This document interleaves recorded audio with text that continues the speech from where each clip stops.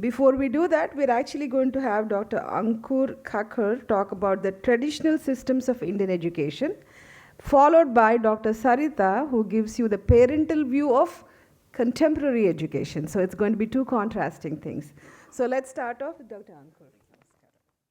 Today I'm going to talk about the traditional systems of Indian education. So I don't have such a fancy PPT as my previous speaker had, but I prepared a paper. So I'm going to talk about the way that traditionally Indian education was imparted in India. The reason for this topic, for choosing this topic, is that often we talk about modern education and about the way that when we say Indian education, we talk about how modern institutions have grown and expanded over the last so many years. But we rarely talk about traditional systems of education because we often don't know that there was a parallel system of traditional education which was coexisting with the modern system of education in India over the last at least 100, 150 years that has received the time that has received our main focus so far. So I'll begin with what I really mean by Indian education.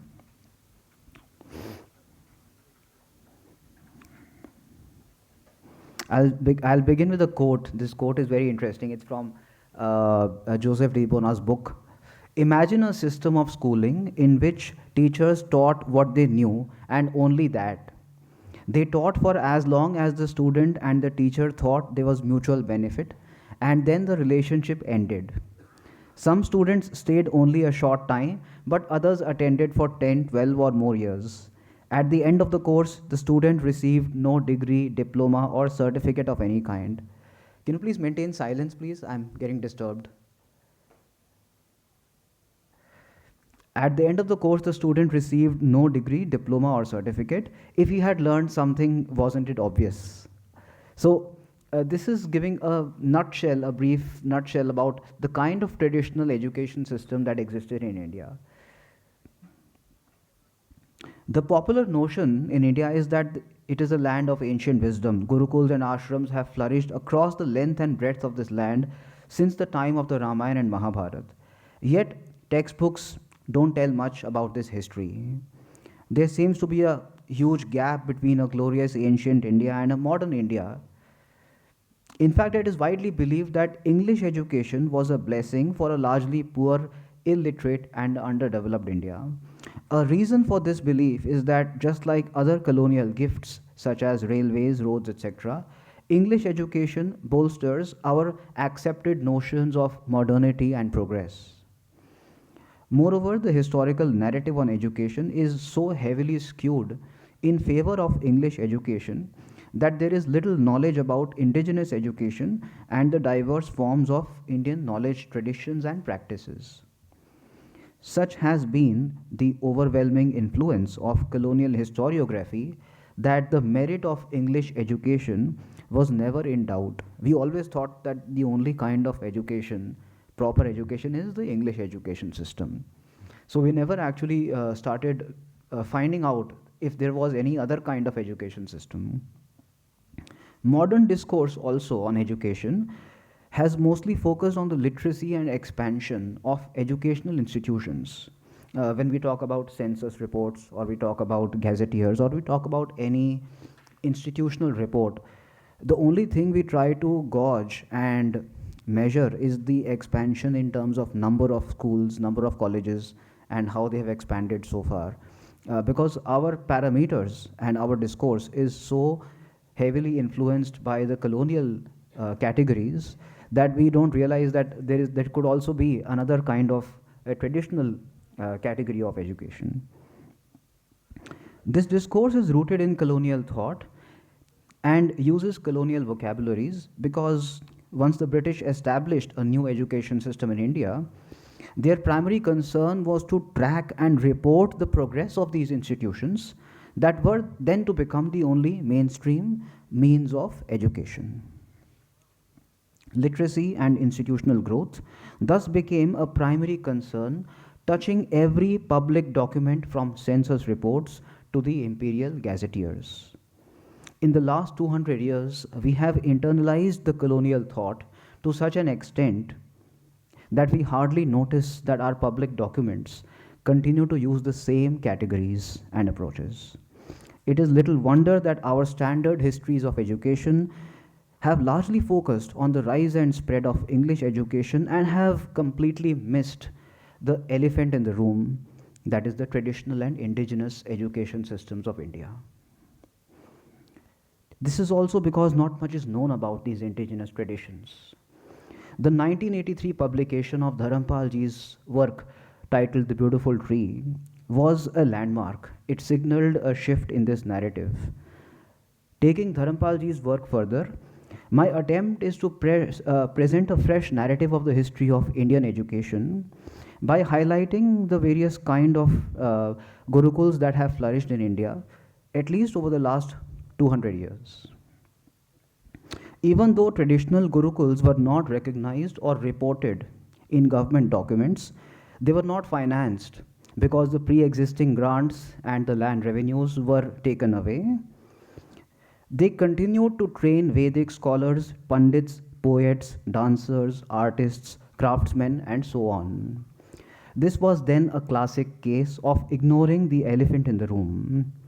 It is ironic then that there existed in India two parallel systems of education. One, the modern colonial education system that was designed to serve the colonial bureaucracy, and two, the traditional Gurukul system that was the primary mode of education for those responsible for transmitting the age-old knowledge, traditions, and practices of India.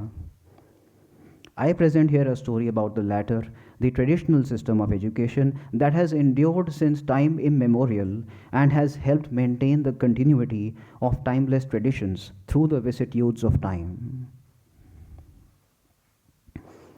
I'll skip through all this. Yeah. It is interesting to note that while there has been so much written and spoken about the need for accommodating different religious identities in India, there is hardly any exploration of the nature of different educational systems and different ways of knowing. Have we deviated from our tradition in applying different standards to the pursuit of spiritual knowledge or paravidya, and different parameters when it comes to the knowledge of skills and techniques required for our daily occupations, which can also be called aparavidya? As we know, a wide range of knowledge traditions has existed in India at least for the last 2000 years. Traditionally, the Indian knowledge system consisted of 18 vidyas and 64 kalas. Each of these knowledge traditions has its own Guru-Shishya tradition, Guru-Shishya Parampara. There are different kinds of gurus that were there. Panini, for example, lists 4 different kinds of gurus. The other texts list so many different kinds of gurus. I'll now come to the next part, which is the decentralized nature of Indian education. The story of Indian education is not really a story about grand universities or great structures because when we talk about education, often the students ask me that, how many universities were there in India, how many great structures were there. Which is true, yes, there were many great universities, but the real story of Indian education is not about counting the number of great universities. Of course, there were great universities such as Nalanda, Takshashila, we all know about that. In fact, there were at least 19 great Vidyapeeths between 800 and 1300 AD that are officially on our list. But really, Indian education was decentralized. You could learn anywhere. There was a Paathshala in every school. I don't have the time here now to go into the details of all those records that we have got from the surveys that were conducted on indigenous education system, but every village in India had a Paathshala. So basically you could learn anywhere.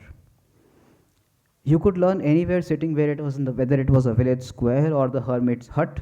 All avenues were places of education. Moreover, knowledge could be acquired at any time, whether it was by listening to the local tales or poems or by hearing the episodes of Ramayana or Mahabharata.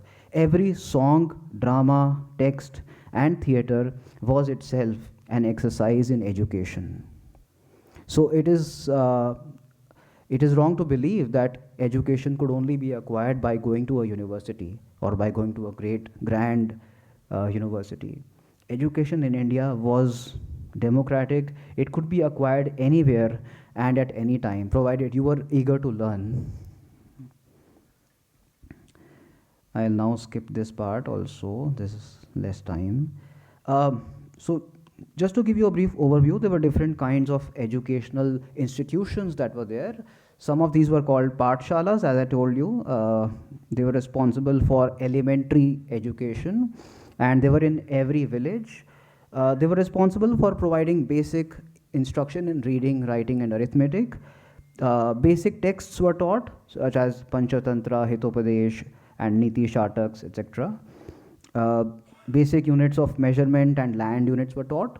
So the Paathshalas were basically training centers for the elementary education. So if in the village, if you wanted to do something, like if you wanted to be a shopkeeper, or you wanted to understand how basic land units and other things are measured, then the Paathshala would impart education in those areas.